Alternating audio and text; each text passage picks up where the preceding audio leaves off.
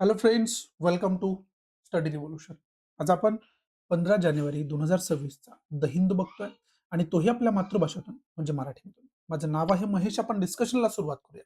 त्याच्या अगोदर डिस्कशनचं स्वरूप आपल्याला माहिती असणं गरजेचं आहे. याच्यामध्ये पहिल्यांदा आपण एरोटेल डिस्कस करत असतोय. जे काय महत्वाचे एरोटेल असतात ते डिस्कस करत असतोय. त्यानंतर टेक्स्ट कॉन्टेक्स्ट पेजवरती काही महत्वाचे सॉरी काही महत्त्वाचे मुद्दे डिस्कस केलेले असतात डिटेलमध्ये. ते जर त्याचं महत्त्व असेल सिलेबसच्या दृष्टीतून, एक्झामच्या दृष्टीतून, तर ते डिटेलमध्ये कव्हर करत असतोय.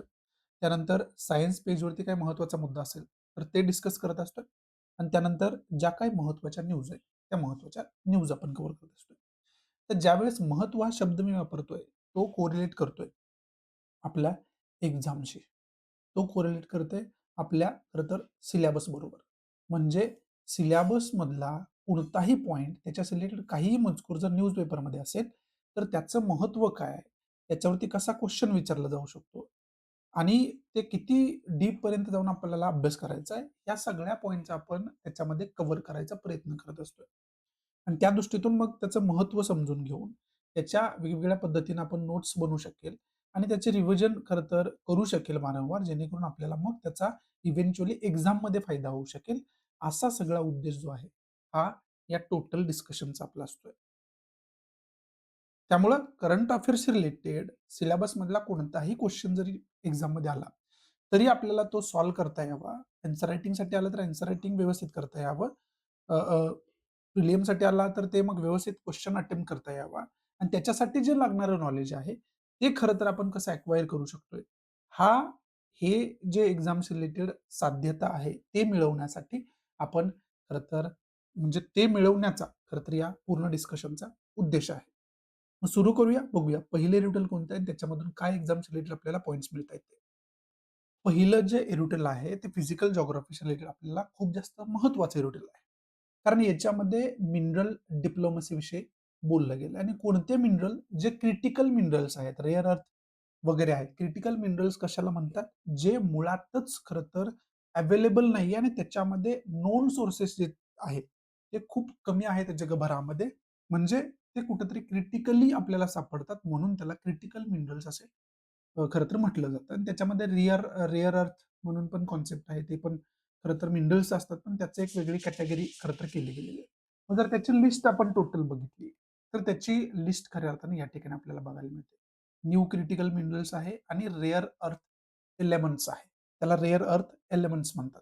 मग हे स्टारनं वगैरे त्यांनी जे खुणा करून दिलेलं आहे ना, ते रेअर अर्थ एलिमेंट्स आहेत आणि न्यू क्रिटिकल मिनरल जे आपण म्हणतो, क्रिटिकल मिनरल्स जे आहेत, ते क्रिटिकल मिनरल्स बाकीचे आपल्याला बघायला मिळतात.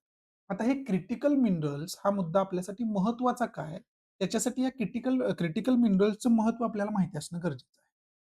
तर हे जे आहे ना, minerals essential for economic development and national security. हे इकॉनॉमिक डेव्हलपमेंट आणि नॅशनल सिक्युरिटीमध्ये खूप मोठा रोल प्ले करतं. हे अशा पद्धतीचे मिनरल्स. आता ते कसं प्ले करतं, तर सिक्युरिटीज रिलेटेड वेगवेगळे वेपन्स असू द्या, मोठमोठे वेपन्स असू द्या, एकदम छोटे वेपन्स असू द्या, त्याच्यामध्ये अशा मिनरल्सचा, अशा मेटल्सचा उपयोग होतो आणि ते खूप खरं तर गरजेचं असतं, जर आपल्याला तशा पद्धतीने इफेक्टिव्ह वेपन्स वगैरे डेव्हलप करायचे असतील. बाकी सगळ्या गोष्टी डेव्हलप करायच्या असतील. त्याचबरोबर इलेक्ट्रॉनिक सेक्टरमध्ये सुद्धा जसं की आपण वेगवेगळ्या चिप्स मोबाईलमध्ये सुद्धा आपल्याला बघतो डिस्प्ले काढल्यानंतर तुम्ही कधी अनेक वेळा एखादा मोबाईल जर डिसमेंटल केला, तर त्या ठिकाणी तुम्ही या गोष्टी सगळ्या बघितल्या असतील. त्याच्यामध्ये जे वेगवेगळे मिनरल्स वापरले असतात, त्याच्यामध्ये विशेष करून खरं तर जे क्रिटिकल मिनरल्स आहेत, ते आपल्याला बघायला मिळतात. मग आता इथं आपल्याला समजून घेण्यासारखी गोष्ट काय, की याच्यामध्ये जी कंट्री रिच असेल, याचं प्रोडक्शन मायनिंग जी कंट्री जास्त करत असेल, ज्याच्याकडे हे जास्त अवेलेबल असेल, तो खरं तर येणाऱ्या काळामध्ये दबदबा निर्माण करू शकतो. असं आपल्याला समजून घेणं याच्यामध्ये गरजेचं आहे. ते आपण नाकारू शकत नाही. मग याचं इथं जर आपण बघितलं तर क्लीन एनर्जी ट्रान्झिशनमध्ये याचा उपयोग होतो. Over dependency on other countries. Other countries काय चायनासारख्या कंट्रीज आहेत त्याच्यावरती खूप डिपेंडन्सी आहे. ती कमी करण्यासाठी आपल्याला याचं एक्सप्लोरेशन करावं लागेल. याच्यामध्ये प्रगती करणं गरजेचं आहे. आणि सप्लाय रिस्क वगैरे सारखे रिस्क सुद्धा त्याच्यामध्ये खरं तर आहेत. म्हणजे इथं सांगितलं आपल्याला काय, की व्हाय आर धीस मिनरल्स क्रिटिकल? हे मिनरल्स क्रिटिकल का आहेत? तर त्याचं पहिलं रिझन दिलंय clean energy transition. Essential for the world ट्रान्झिशनिंग towards clean energy म्हणजे मायनिंग वगैरे जर केलं, तर एन्व्हायर्नमेंटशी रिलेटेड खरं तर धोका निर्माण होऊ शकतो. त्यामुळे सुद्धा याच्यावरती अनेक प्रतिबंध लादलेले आहेत. त्यामुळे त्याचं मायनिंगच मुळात करता येत नाही. त्यामुळे सुद्धा ते रेअर आहे, क्रिटिकल आहे, हे आपल्याला समजून घेणं गरजेचं आहे. आणि एन्व्हायर्नमेंट फ्रेंडली जर गोष्टी आपल्याला करायच्या असतील, सोलर पॅनल वगैरे तयार करायचे असेल, तर मध्ये सुद्धा वेगवेगळे क्रिटिकल मिनरल्स वापरले जातात. हा सुद्धा एक दुसरा पॉइंट आहे, जो आपल्याला माहिती असणं गरजेचं आहे. आता टेलिकम्युनिकेशन्स आणि इलेक्ट्रॉनिक्समध्ये जर आपण बघितलं, तर एनर्जी असू द्या, एरोस्पेस असू द्या, मेडिकल असू द्या, डिफेन्स सेक्टर असू द्या, ट्रान्सपोर्टेशन असू द्या, ॲग्रीकल्चर असू द्या, या सगळ्या सेक्टर्समध्ये या क्रिटिकल मिनरल्सची खूप जास्त आवश्यकता आहे. मग जर मॅपच्या माध्यमातून आपण बघितलं, की कोणत्या-कोणत्या ज्या कंट्रीज आहेत, त्या खरं तर अशा पद्धतीच्या मिनरल्समध्ये प्रोग्रेस खरं तर मोठ्या प्रमाणात त्यांनी केलेली आहे. तर त्याच्यामध्ये रशियासारखी कंट्री आहे. त्याच्यामध्ये जे आहे रेअर जे जे जे आपण म्हणतो क्रिटिकल मिनरल जे आहे, ते आपल्याला बघायला मिळतं. त्यानंतर चायनामध्ये खूप मोठ्या प्रमाणात लिस्टच आहे एक प्रकारचे क्रिटिकल मिनरल्स. म्हणजे चायना जो आहे, तो किती रिच आहे या सगळ्या गोष्टींमध्ये हे आपल्याला या ठिकाणी बघायला मिळतंय. त्यानंतर व्हिएतनाम आहे, ऑस्ट्रेलिया आहे, डेमोक्रॅटिक रिपब्लिक ऑफ काँगो आहे, त्यानंतर साऊथ आफ्रिका आहे, त्यानंतर ब्राझील आहे आणि यूएसए सुद्धा थोड्या बहुत प्रमाणात हे आहेत. परंतु या सगळ्या गोष्टींसाठी ऑब्व्हियसली जसं ऑइलसाठी यूएसए सगळ्यांवर प्रेशर क्रिएट करतो. येणाऱ्या काळामध्ये या सगळ्या गोष्टींसाठी सुद्धा खरं तर क्रिएट करताना आपल्याला बघायला मिळेल. हे विशेष करून 18 क्रिटिकल मिनरल्स सांगितलेले आहेत. 2016 ते 2020चा स्टडी आहे हा. त्याच्या अंतर्गत तुम्हाला एक मी दाखवण्याचा प्रयत्न केलाय, की क्रिटिकल मिनरल जे आहेत, ते कुठं-कुठं, कशा-कशा पद्धतीचे आहेत. तर याच्यामध्ये इंडियाची पोझिशन जर आपण बघितली, तर क्रिटिकल मिनरल्स आपल्याला येणाऱ्या काळामध्ये इकॉनॉमिकली जर आपण ट्रिलियन डॉलर इकॉनॉमी ज्याला आपण म्हणतो डेव्हलप करण्याचा ट्राय करतोय आपण. तर जर इकॉनॉमिक डेव्हलपमेंट करायची असेल, तर जे खरं तर आता वारंवार आपण काय बघतोय, की आपण आर्टिफिशियल इंटेलिजन्सच्या जगात जगतोय. म्हणजे काय, की इलेक्ट्रॉनिक डेव्हलपमेंट, इलेक्ट्रॉनिक मार्केट खूप मोठ्या प्रमाणात वाढलेलं आहे. आणि त्याच्यामध्ये सगळ्यात जास्त प्रमाणात काय वापरलं जातं? क्रिटिकल मिनरल्स वापरले जातात. म्हणजे या क्षेत्रामध्ये कुठेतरी आपली डिपेंडन्सी अदर कंट्रीजवरती आहे. कारण इन हाऊस तर आपल्याकडे हे खूप मोठ्या प्रमाणात अवेलेबल नाहीये. हे आपल्याला नाकारता येणार नाहीये. म्हणजे आपल्याला हे बाकीच्या कंट्रीकडूनच घ्यावं लागणार आहे. मग जर इन हाऊस आपण खरं तर हे फाइंड करू शकत नसेल, तो एक मार्ग आहे की इन हाऊस तुम्ही असे सिच्युएशन बनवा की तुम्हाला इन्व्हॉइस सापडेल पण आणि त्याचं प्रोडक्शन पण तुम्ही करू शकाल. पण त्याचबरोबर बाकी ज्या कंट्रीज आहेत त्यांच्यासोबत कशा पद्धतीने आपण टाइप्स करू शकतो. त्यांच्यासोबत कशा पद्धतीने वेगवेगळे अग्रीमेंट्स आपण करू शकतो.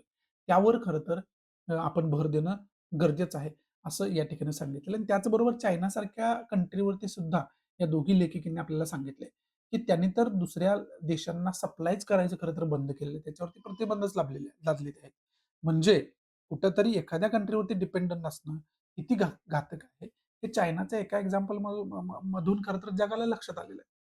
त्यामुळं इंडियाला सुद्धा हे जे आहे, या गोष्टीकडे लक्ष देऊन वेगवेगळ्या कंट्रींसोबत याच्यामध्ये टाय करणं खूप जास्त गरजेचं आहे. हा कोर पार्ट आहे. या एरोटेलचा बेस जो आहे, तो बेस तुम्हाला मी समजावून सांगितला. आता काय तथ्यात्मक गोष्टी आहेत, त्या तुम्ही नोट करणं गरजेचं आहे. ते आपण लक्षात ठेवणं खूप जास्त गरजेचं आहे.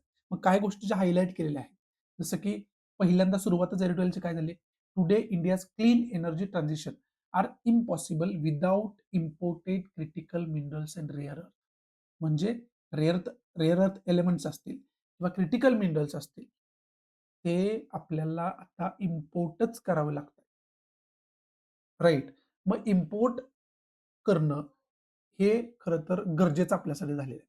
म्हणजे काय, की आपल्याला बऱ्यापैकी इतर कंट्रींसोबत टाय करणं गरजेचं आहे. हे सुरुवातीलाच आपल्याला खरं तर समजतं. राइट. पुढे जाऊन आपल्याला सांगितलं, मग आता दुसऱ्या कंट्रींवरती आपली डिपेंडन्सी आहे. ती सुद्धा किती घातक आहे, कशी घातक आहे, त्याच्यामध्ये मग चायनाचं एक्झाम्पल दिलं. China's tightening export control only heightened the urgency. म्हणजे चायनाचं तुम्हाला जसं एक्झाम्पल आता दिलं, ते इथं सांगितलंय. India is also committing to diversify mineral trade linkages, promotes responsible productions and build standard based market. म्हणजे याच्यामध्ये आपल्याला डायव्हर्सिफिकेशन करणं खूप जास्त गरजेचं आहे. हे आपल्याला याच्यातून लक्षात येतं. याच्यामध्ये काही दुमत नाही. Dozens bilateral and multilateral partnerships across continents while bolstering domestic mineral policies. याच्यामध्ये जे आहेत ते अनेक मल्टीलॅटरल पार्टनरशिप्स आपल्याला कराव्या लागतील वेगवेगळ्या कंट्रींसोबत. त्याचबरोबर जे डोमेस्टिक साठा आहे आपला, तो साठा सुद्धा आपल्याला एक्सप्लोर करायला लागेल. त्याच्या रिलेटेड वेगवेगळ्या पॉलिसीज बनवाव्या लागतील. परंतु कोणत्याही मिनरलचा विषय ज्यावेळेस येतो, त्यावेळेस मायनिंगचा विषय येतो. त्याचं उत्खनन करावं लागतं. उत्खननाचा ज्यावेळेस विषय येतो, त्यावेळेस खरं तर मोठ्या प्रमाणात मायनिंग होणं म्हणजे एन्व्हायर्नमेंटचं डिग्रेडेशन होणं, निसर्गाला धोका पोहोचवणं, या सगळ्या गोष्टी येतात. आणि मग जर एकीकडे आपण एन्व्हायरमेंट फ्रेंडली कंट्री म्हणून ओळख निर्माण करतोय आणि दुसरीकडे अशा पद्धतीची ऍक्टिव्हिटी करतोय, त्यामुळे हे कुठेतरी कॉन्फ्लिक्ट ऑफ इंटरेस्ट होतं, कुठेतरी कॉन्ट्राडिक्टरी होतं. त्यामुळे सुद्धा हे खूप खरं तर आपण म्हणू शकतो अवघड गोष्ट बनवून राहते, की अशा पद्धतीच्या गोष्टी खरं तर त्याचं मायनिंग करणं, त्या उपलब्ध करणं, त्याचं प्रोडक्शन करणं. त्यामुळे तो एक विषय आहे. मग अशा गोष्टी आपल्याला करायच्या असतील, तर त्याच्यासाठी एक वेगळी पॉलिसी बनवायला लागेल, जेणेकरून आपण ह्या गोष्टी करू पण शकलो पाहिजे आणि त्याचा एन्व्हायरमेंटला कमीत कमी इम्पॅक्ट झाला पाहिजे. ह्या सगळ्या गोष्टी आहेत.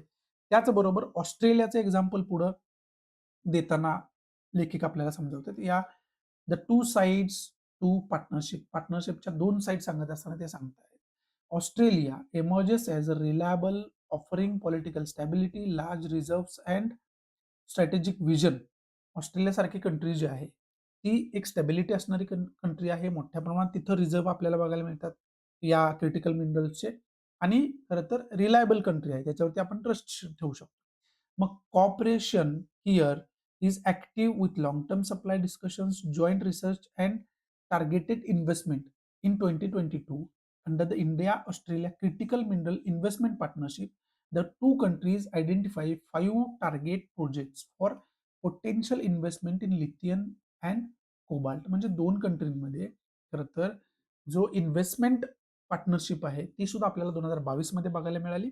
आणि त्याच्यामध्ये विशेष करून आपण लिथियम असू द्या, कोबाल्ट असू द्या, याच्यामधून कशा पद्धतीनं खरं तर टेक्नॉलॉजी डेव्हलप करू शकतोय, याचा सुद्धा अभ्यास त्याच्यामध्ये होणार आहे. त्याच्या रिलेटेड जे काय ऑपरेशन आहे ते दोन कंट्रीमध्ये आपल्याला बघायला मिळेल. त्याचबरोबर जपान सारख्या कंट्रीज सुद्धा इथे एक्झाम्पल दिलेलं आहे. आता जपान विशेष करून चायनासोबत वगैरे याच्यामध्ये काम करतो. आपण चायनाची आता पॉलिसी बघता, ही जी डिपेंडन्सी आहे ती कुठंतरी खरं तर त्यांची जी आहे ती त्यांना लक्षात आलेली की डिपेंडन्सी असणं खूप जास्त घातक आहे, ते सुद्धा सांगितलंय. India recent agreement with Namibia for lithium, rare अर्थ and uranium as well as asset acquisition talks in Zambia for copper and cobalt reflect a growing push to turn towards Africa. आफ्रिकेमध्ये नामिबिया असू द्या, गांबिया असू द्या, या ज्या country Zambia असू द्या, या ज्या कंट्री आहेत त्या कंट्रींसोबत सुद्धा इंडिया जो आहे तो खऱ्या अर्थानं याच्यामध्ये पार्टनरशिप जी आहे ती करताना आपल्याला बघायला मिळते. आणि त्याच्यामध्ये मग आफ्रिकन कॉन्टिनेंटमध्ये कशी अपॉर्च्युनिटी इंडिया तयार करू शकतो त्याची दारं जी आहे ती इथं उघडलेली आपल्याला बघायला मिळतात. मग येणाऱ्या काळामध्ये आणखी आफ्रिकन कॉन्टिनेंट जो आहे तो इंडियाकडून एक्सप्लोर होईल अशी शक्यता याच्यामध्ये वर्तवली जाते.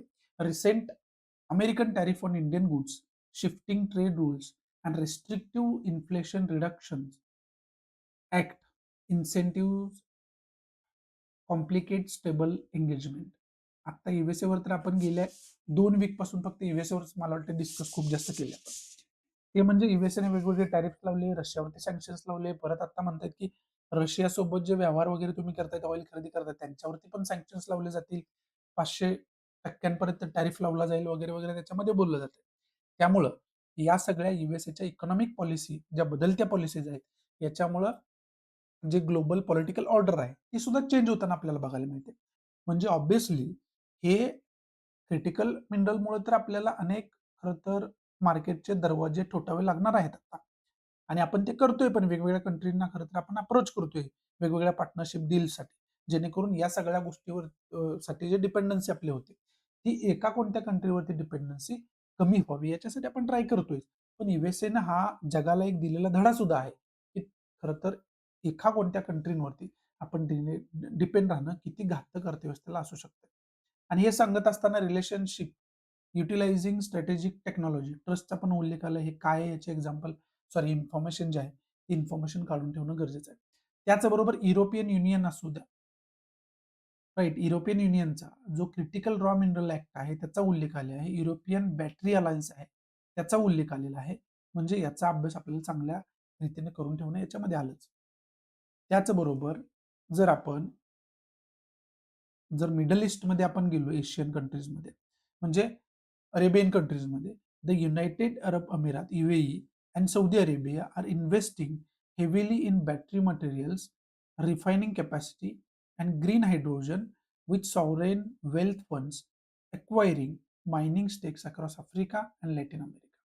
आफ्रिका आणि लॅटिन अमेरिकामध्ये जे आहे ते UAE आणि सौदी अरेबिया अशा पद्धतीच्या गोष्टींमध्ये इन्व्हेस्टमेंट करताना आपल्याला बघायला मिळते. आणि त्याच्या खरं तर उद्देश काय, की बॅटरी मटेरियल असू द्या, रिफायनिंग कॅपॅसिटी असू द्या आणि ग्रीन हायड्रोजन असू द्या, याच्यासाठी खऱ्या अर्थानं मोठ्या प्रमाणात ते तिथे इन्व्हेस्टमेंट करतात, जेणेकरून हे सगळे उद्देश त्यांचे साध्य व्हावे.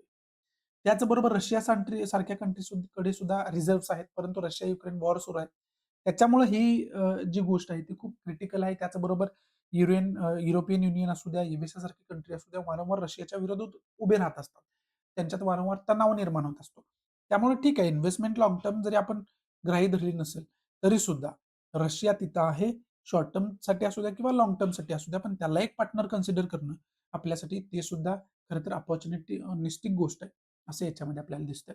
त्याचबरोबर न्यू फ्रंटायर्स म्हणजे न्यू फ्रंटायर्स आपल्याला जर ओपन करायचे असतील, तर त्याच्यामध्ये अर्जेंटिना आहे, चिली आहे, पेरू आहे, ब्राझील आहे. हे जे लॅटिन अमेरिकन कंट्रीज आहेत, त्या खरं तर कंट्रीज आहेत जिथं मोठ्या प्रमाणात जे आहे, ते हे मिनरल्स आपल्याला बघायला मिळतात. त्याचबरोबर जर इथं खनिज बिदेश इंडिया लिमिटेड, ज्याला आपण शॉर्टमध्ये काबिल म्हणतो, has signed 200 crore exploration and development agreement with Argentina. Argentina सोबत या इंडियन कंपनी ज्या आहेत, त्या कंपनीनं खरं तर अग्रीमेंट सुद्धा साईन केलं अशा पद्धतीचे मिनरल्स एक्सप्लोर करण्यासाठी. त्याचबरोबर कॅनडासारख्या कंट्री सोबत सुद्धा आपण ट्रायलॅटरल अग्रीमेंट जे आहे ते करतोय. ऑस्ट्रेलिया, इंडिया, कॅनडा याच्यामध्ये आहे. आणि तिथं सुद्धा निकेल, कोबाल्ट, कॉपर आणि रेअर अर्थ एलिमेंट्स काय आपल्याला पाहायला मिळतात, ज्याच्या आपल्यासाठी त्यामध्ये फायदा होणार आहे. कॉपरेशन आपल्याला त्याच्यामध्ये मिळणार आहे.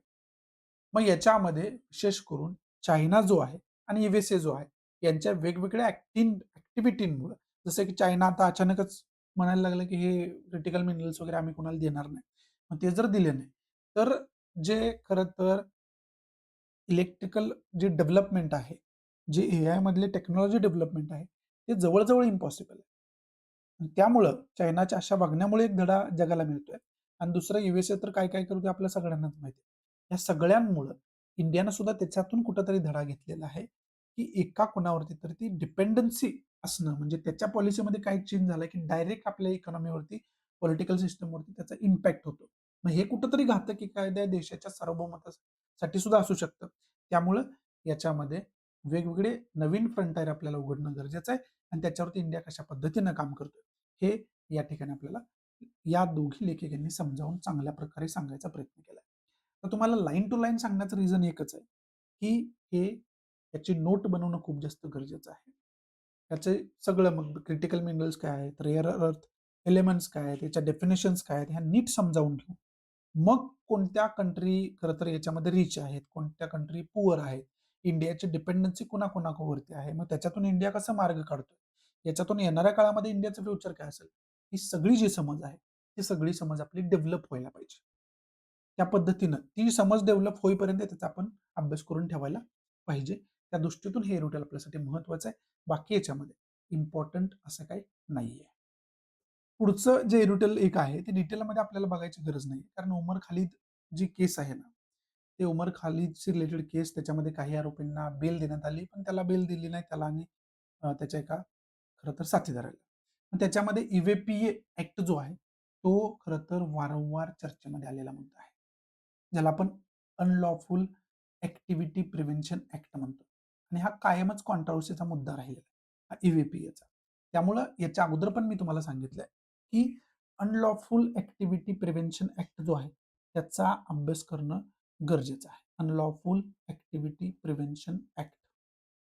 त्याचा अभ्यास करणं गरजेचं आहे. याच्यामध्ये नेमक्या अनलॉफुल ॲक्टिव्हिटी जी आहे ना, ती बेकायदेशीर कार्यवाही याची डेफिनेशन कुठेतरी वेग आहे असं म्हटलं जातं.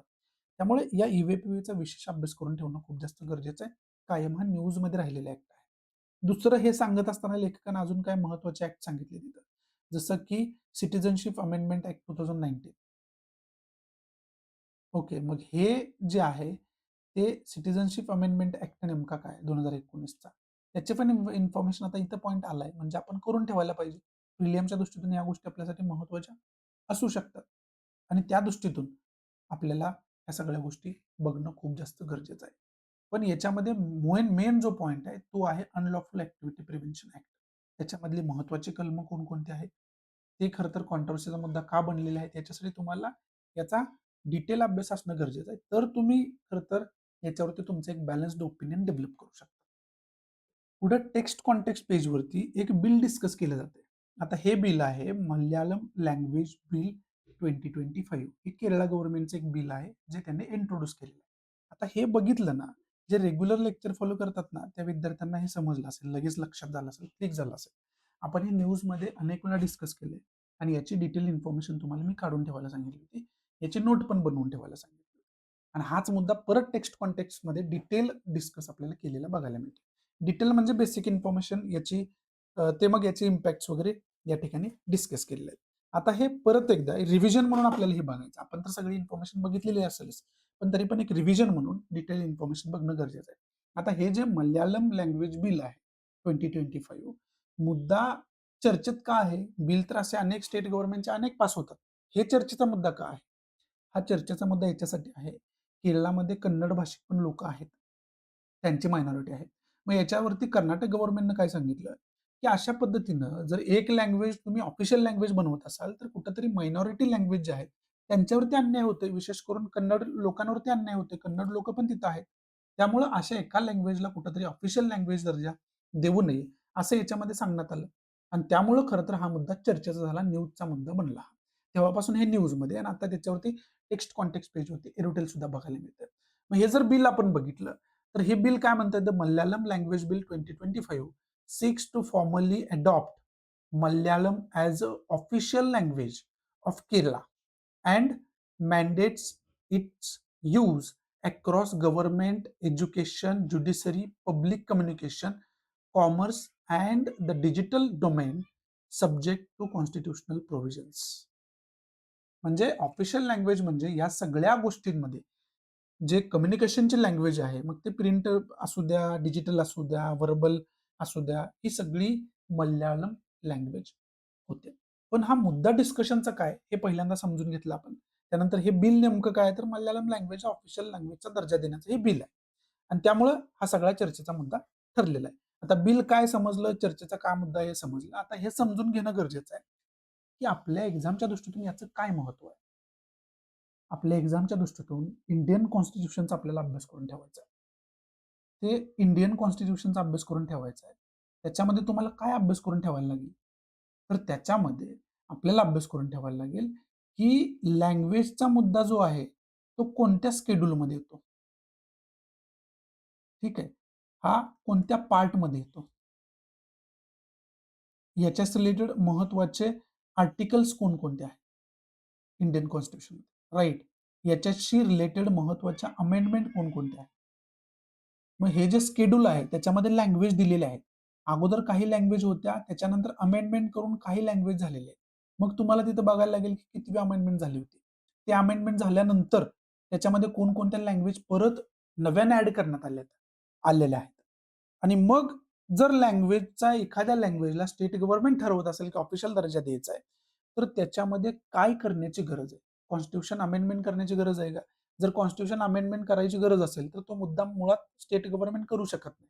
ते सेंट्रल गव्हर्नमेंट तो मुद्दा जातो आणि त्याच्यानुसार मग कॉन्स्टिट्यूशनमध्ये खरं तर अमेंडमेंट आपल्याला करावं लागतं. मग मुद्दा नेमका हा काय? इंडियन कॉन्स्टिट्यूशनमध्ये प्रोव्हिजन्स नेमके काय दिलेले आहे?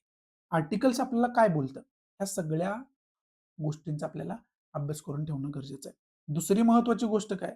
आपल्या भारत देशाविषयी विविधतेमध्ये एकता अनेक वेळा आपण युनिटी इन इन डायव्हर्सिटी अनेक वेळा आपण ऐकलं असेल. मग ही युनिटी इन डायव्हर्सिटी याचे खूप अर्थ निघतात. धार्मिकरित्या लोक वेगवेगळे आहेत ते एकत्र राहतात. वेगवेगळ्या रंगाचे लोक एकत्र राहतात. वेगवेगळ्या जाती धर्माचे लोक खरं तर एकत्र राहतात. तसंच वेगवेगळ्या भाषेचे लोक एकत्र राहतात. वेगवेगळ्या संस्कृतीचे लोक एकत्र राहतात. वेगवेगळ्या कल्चरचे ज्याला आपण म्हणतो, ते एकत्र राहतात. अशी सगळी विविधता जी आहे, ती असताना सुद्धा लोक एकत्र राहतात. हे एक वैशिष्ट्य आहे भारत देशाचं.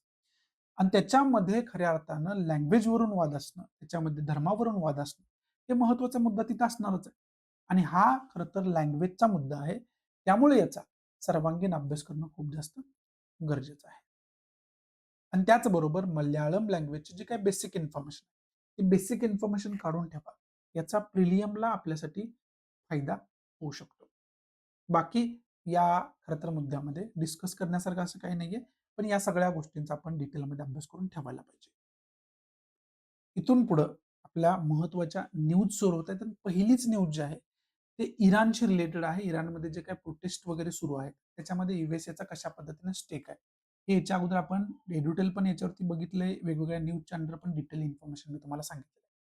त्यामुळं इराणकडे आता आपण केस स्टडी म्हणून बघणं खूप जास्त गरजेचं आहे. एकतर इंटरनॅशनल रिलेशनच्या दृष्टीतून न्यूज कशाचे आहे? एस जयशंकर यांनी इराणचे जे काही फॉरेन मिनिस्टर आहेत त्यांच्यासोबत संवाद साधलेला आहे आणि त्याच्यामधली सिच्युएशन जाणून घ्यायचा प्रयत्न केलेला आहे. जे इंडियन ओरिजिन पीपल्स इथं आहेत, भारतीय लोक जे असतील, ते खरं तर त्यांना आपण कसं मायदेशी आणायची गरज आहे की काय आहे? त्यांच्या सुरक्षेसाठी आपण काय करू शकतो? याच्यासाठी अशी पावलं उचलली जातात. याच्यामध्ये काही विशेष नाहीये. पण इराण हा मुद्दा खूप जास्त विशेष आहे आता जगभरामध्ये. जसं की यूएसए व्हेनेझुएलाला धमक्या देत होता आणि त्याच्यानंतर फायनली तिथल्या राष्ट्राध्यक्षांना उचलण्यात आलं, किडनॅप करण्यात आलं. आता त्यांच्यावरती खटला चालू आहे. तशाच धमक्या यूएसए इराणला देताना आता आपल्याला बघायला मिळते. मग येणाऱ्या काळामध्ये सिच्युएशन आणखी वर्स्ट होऊ शकते आणि त्याच्यामध्ये इराणमध्ये वेगवेगळे लोक जे आहेत रस्त्यावरती उतरून गव्हर्नमेंटच्या विरोधात प्रोटेस्ट करताना आपल्याला बघायला मिळते. म्हणजे इराणमध्ये खूप मोठ्या प्रमाणात गोष्टी ज्या आहेत त्या टोकाला जाताना आपल्याला बघायला मिळतात. त्यामुळे इराण खूप जास्त न्यूजमध्ये आणि त्या प्रोटेस्टमुळे वगैरे अनेक वेळा न्यूजमध्ये येणार, यूएसए काय तर स्टेटमेंट करणार, त्यामुळे न्यूजमध्ये येणार. याच्यामध्ये काय वेगळं नाहीये. पण याच्यामध्ये आपल्याला अभ्यास करून काय ठेवायचा आहे, पहिला तर यूएसए व्हेनेझुएलाचं जे मॅटर झालं, त्याच्यामध्ये आपण काय शिकलो होतो, की यूएसएचं जे काही राजकारण आहे, ते राजकारण आणि त्याच्यामुळं बदलतं जगाचं राजकारण, याचा आपल्याला अभ्यास करून ठेवायचा. याच्यावरती डिटेल आपण डिस्कशन पण केलं होतं. एरोटेल पण अनेक डिस्कस केलेले आहे. याचीच एक पार्टी इराण आहे हां. त्यामुळे हा मुद्दा तिथं आलाच, की याचा सगळ्याचा अभ्यास करून ठेवणं. दुसरी गोष्ट काय आहे, की इराण आणि इंडियाची जे काही रिलेशन आहे, इथंच आपण ग्वादर पोर्ट डेव्हलप करतो. ठीक आहे. मग हे जे आहे ना, ते खरं तर इन्व्हेस्टमेंट इंडियाची जी आहे, ती इन्व्हेस्टमेंट कशा पद्धतीची आणि इंडियाचे आणि इराणचे जे काही रिलेशन आहे, त्याची हिस्ट्री एक अभ्यास करून ठेवणं याच्या अंतर्गत गरजेचं होऊन बसतं. आणि तिसरा पॉइंट याच्यात आपल्याला काय बघून ठेवायचा आहे, इथं मॅपचा आपण चांगल्या पद्धतीने अभ्यास कशा पद्धतीने करू शकतो. याचे खरं तर याच्याकडे लक्ष देणं आपल्यासाठी खूप जास्त गरजेचं आहे आणि त्याच्याकडे आपण लक्ष द्यायला पाहिजे. त्या दृष्टीतून हा इराणचा मुद्दा आपल्यासाठी महत्वाचा आहे. पुढची न्यूज आहे ते पॅसिव्ह इथनोसियाशी रिलेटेड न्यूज आहे. म्हणजे इच्छा मरणाशी रिलेटेड खरं तर ही न्यूज आहे. हा इच्छा मरणाचा मुद्दा जो आहे ना, तो पहिल्यापासून इंडियामध्ये डिस्कस होत आलेला आहे. याच्या अगोदर पण सुप्रीम कोर्टाचं एक स्टेटमेंट याच्यावरती आहे. त्यामुळे फक्त इथं अभ्यास आपल्याला आता याच्यामध्ये अनेक अजून पण प्ली एक दाखल झाली त्याच्यामध्ये सुप्रीम कोर्टाची सुनावणी आपल्याला बघायला मिळाली. याच्यामध्ये ही कॉन्सेप्ट तुम्ही समजून घ्या. याचं कायद्यामध्ये काय तरतूद आहे ह्याचा अभ्यास आपल्याला करायला लागेल. म्हणजे स्वतःच्या इच्छेनं आपण मरू शकत नाही. ठीक आहे, जगू शकतो फक्त. हे कायदा असाच आहे. त्यामुळं याच्याशी रिलेटेड आपल्याला जगण्याचं स्वातंत्र्य आहे. मरण्याचं स्वातंत्र्य नाही आत्तापर्यंत. मग हा मुद्दा तिथपर्यंत जातो. मग त्या पद्धतीने याचा अभ्यास आपल्याला करून ठेवणं खूप जास्त गरजेचं आहे. आता एखादा पेशंट कोमामध्ये आहे आणि तो कोमामध्ये येण्याचे चान्सेस नाही. गेल्या 10 वर्षापासून तो कोमातच आहे. ठीक आहे. तो स्वतःला काय पेन होतोय, काय होतंय हे सांगू पण शकत नाही. कारण त्याच्या ब्रेनपर्यंत ते खरं तर ते ब्रेन ॲक्टिव्हच नाहीये. ठीक आहे. मग अशा जर पेशंटला खरं तर रोज सफरिंगपेक्षा मेलेलं बरं. हे कॉमन अनेक वेळा आपण ऐकतो पण ह्या गोष्टी सगळ्या. पण that is the reality actually. ती खरं तर थोडीफार रिॲलिटी पण आहे. मग याच्यामध्ये हॉस्पिटल किंवा डॉक्टर तर असा डिसिजन घेऊ शकत नाही, की अशी ट्रीटमेंट त्याला देऊ शकत नाही, की त्याची डेथ होईल. कारण तशी काही तरतूद नाहीये. हॉस्पिटल बंद करायला लागेल. मग तशी तरतूद करणं का गरजेचं आहे वगैरे याच्यावरती डिबेट सुरू झाला. आणि तो डिबेट आता इथपर्यंत येऊन पोहोचलेला आहे, की अशा कंडिशन, अशा जर काही सिच्युएशन असतील, तर त्याच्यामध्ये परमिट करायला पाहिजे, की अ, अ, जी आहे, जी आपण त्या त्या पर्सनला डेथ देऊ शकेल. म्हणून तर त्याला इच्छा मरण असं खरं तर म्हटलं गेलं. त्यामुळे हा इच्छा मरणाचा मुद्दा जो आहे, तो त्याच्यावरती एक समज आपली डेव्हलप होणं खूप जास्त गरजेचं आहे. आणि ते समज डेव्हलप करण्यासाठी आपण अभ्यास करणं गरजेचं आहे त्या गोष्टीचा. पुढची न्यूज आहे ती मनरेगाशी रिलेटेड खरं तर न्यूज आहे. त्याच्यामध्ये अनेक खरं तर क्रिटिसिझम सुद्धा होते, की मनरेगाला रिप्लेस करणारी व्ही-बी-जी रामजी जे काही ॲक्ट आलेला आहे, त्याचं क्रिटिसिझम होतं. त्यामुळे याच्या अगोदर याच्यावरती एरोटेल 2 बघितलेत आत्तापर्यंत. 3 बघितलेत सॉरी. याच्यावरती एरोटेल. डिटेलमध्ये डिस्कस याच्या अगोदर याच्यावरती आपण केलेलं आहे. याच्यामध्ये तुम्हाला दोन्हीचा अभ्यास करून त्याचा डिफरन्स काय आहे, याचा अभ्यास करायला लागेल. त्यानंतर आपल्याला कन्क्लुजन डेव्हलप होईल ऑटोमॅटिक आणि मग याच्यावरती कसा जरी क्वेश्चन मेन्सला आला, तर आपण आन्सर रायटिंग करू शकतो. मनरेगावरती याच्या अगोदर मेन्सला क्वेश्चन आलेला आहे, प्रीला आलेला आहे. त्यामुळे तसं पण हा मुद्दा आपल्यासाठी महत्त्वाचा आहेच. पुढची न्यूज आहे ते इंटरनॅशनल लेबर ऑर्गनायझेशनचा एक डेटा आहे अनएम्प्लॉयमेंटशी रिलेटेड. तो डेटाशी रिलेटेड खरं तर न्यूज आहे. की आपल्या डेटा आपल्यासाठी महत्त्वाचा आहे. त्यामुळे नोट डाउन करून घेणं गरजेचं आहे. The International Labour Organization employment and social trend report. आता इंटरनॅशनल लेबर ऑर्गनायझेशनचा एम्प्लॉयमेंट अँड सोशल ट्रेंड 2026चा रिपोर्ट आहे. तो रिपोर्ट रिलीज झाला जिनिव्हामध्ये आणि त्याच्यामध्ये ते सांगताय has warned that the global unemployment rate is projected to remain at the historical low level of 4.9%. म्हणजे येणाऱ्या काळामध्ये अनएम्प्लॉयमेंट रेट जो आहे तो 4.9% राहील असं सांगितलंय आणि जो की हिस्टॉरिकली लो आहे ही चांगली गोष्ट आहे. Equivalent to 186 million people in this year. म्हणजे या वर्षामध्ये जवळ-जवळ आता 4.9% म्हणजे 186 मिलियन लोक जवळ-जवळ अनएम्प्लॉयमेंट राहतील या वर्षामध्ये असं याच्यामध्ये सांगितलं. The report has found that around 248 284 million workers still live in extreme poverty with the earning of less than $3 a day and added that more than 2 billion workers around the world remains in the informal employment.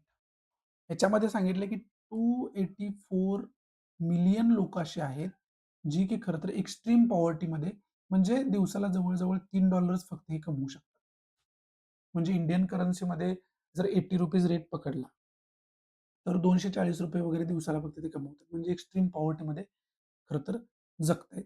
आणि काही लोक, बऱ्यापैकी लोक informal employment सुद्धा करताना आपल्याला बघायला मिळतात, जे फॉर्मल सेक्टर नाहीये.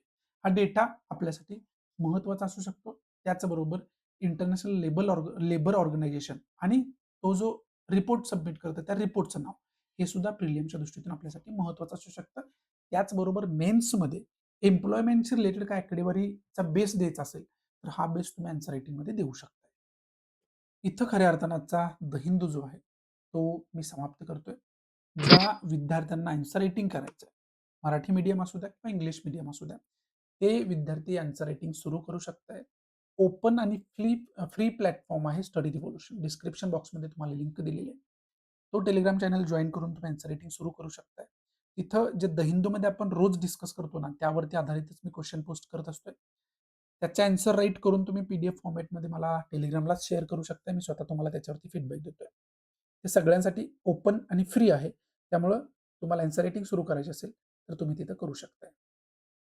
त्याचबरोबर आवडत असेल तर प्लीज लाईक करा, नसेल तर डिसलाईक करा. डिसलाईक का केलं हे कमेंट बॉक्समध्ये नक्की सांगा, जेणेकरून तुमच्या इन्स्ट्रक्शननुसार त्याच्यामध्ये मी इम्प्रोव्हायझेशन करू शकेन. आणि प्लीज जास्तीत जास्त विद्यार्थ्यांना शेअर करा. तुम्ही शेअर केलं तरच मी त्यांच्यापर्यंत पोहोचू शकतोय. त्यामुळे प्लीज जास्तीत जास्त विद्यार्थ्यांना शेअर करा. सो या ठिकाणी तुमची रजा घेतो. भेटूया आपण अशाच इंटरेस्टिंग नवनवीन लेक्चरमध्ये. तोपर्यंत thanks for watching. Goodbye. Take care. जय हिंद.